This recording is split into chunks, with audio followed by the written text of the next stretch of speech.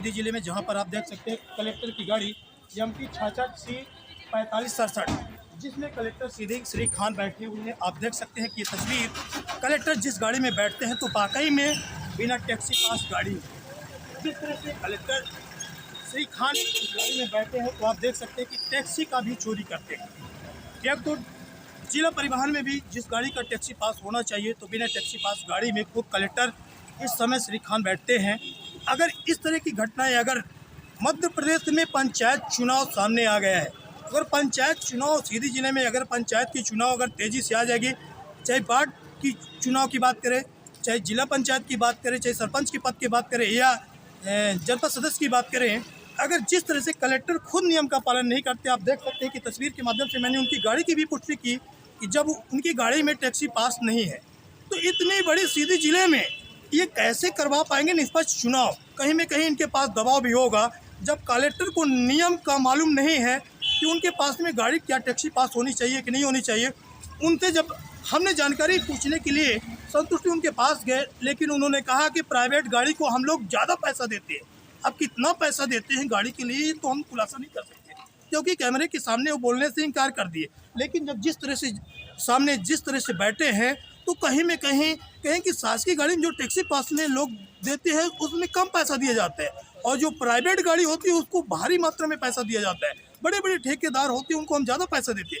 आखिरी इनके पास जिले कलेक्टरी की पद क्या आ गई, जिले कलेक्टर क्या बन गए कि इतना पैसा आ गया कि पूरी सीधी जिले की पैसा सिर्फ बिना टैक्सी पास गाड़ियों को देते रहेंगे। अब सवाल ये खड़ा हो गया है कि मध्य प्रदेश में शिवराज सरकार है और देश में नरेंद्र मोदी जी की सरकार है, क्या वाकई में नियम कानून सबके लिए अलग अलग बनाए गए हैं? या सीधी जिले के कलेक्टर इस तरह की बिना नियम के, बिना जानकारी के टैक्सी पास गाड़ी अगर होती तो उनको टी भी लगानी पड़ती। अगर उनका टैक्सी पास वाकई में गाड़ी है तो फिर टैक्सी लिखने में शर्म क्यों आ रही है?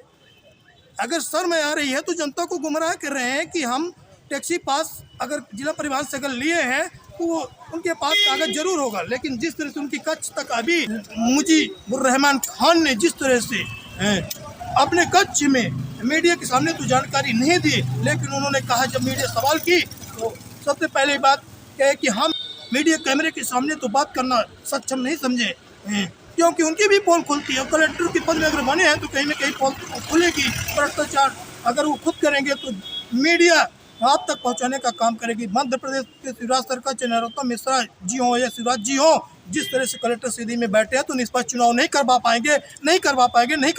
आप देखते रहे विंध्या 24 न्यूज चैनल, क्योंकि हम सच्चाई आपके सामने लाएंगे। चाहे आप कितना भी मीडिया से बचने का कोशिश करेंगे, लेकिन आप जिस तरह से आपका रवैया है, सीधी जिले में आप आए हैं एक बाबू की तरह, आप कच्छ में बैठकर आम लोगों की आवाज़ तक सुनने के लिए आपके पास समय नहीं रहता है। आप कच्छ के अंदर बैठ के अपनी गुफ्तगू क्या करते हैं क्या नहीं करते ये हम खुलासा नहीं कर पाएंगे, क्योंकि हमारे पास आपकी तस्वीर, आपकी वो सारी डिटेल, आपकी सारी वार्ता नहीं रहती है। क्योंकि आप जब से अगर सीधी जिले में कदम अगर रखे हैं तो कहीं में कहीं आपका नाम सुर्खियों में आता जा रहा है। चाहे तहसीलदार की बात करें या कि पटवारी की बात करें, कई पटवारी ऐसे लोकायुक्त के शिकंजे में गए हैं कि आप वाकई में चढ़ोतरी लेते हैं कि नहीं लेते हैं। ये तो लोकायुक्त टीम, जब कई पटवारियों को रगे हाथ लोकायुक्त टीम पकड़ी है तो आप क्या कर रहे थे? कई तहसीलदार इस समय जो जिस तरह से भूअर्जन में इस समय सक्रिय भ्रष्टाचार अपने दलाल बैठा लिए हैं, तो कहीं में कहीं चाहे बाबू दलाल हैं या आप दलाल हैं, कौन है दलाल, पर्दे के पीछे कौन है, कौन लोग हैं? लेकिन इतना जरूर है कि सीधी जिले में इस समय तहसीलदार की बात करें, राजस्व की इस समय पूरी जो अमले होनी चाहिए, राजस्व में जिन लोगों को न्याय मिलनी चाहिए। आज रेलवे की बात करें, भूअर्जन हो गया, लोग दर दर भटक रहे हैं, उनकी जो है तो न तो नौकरी दिए गए।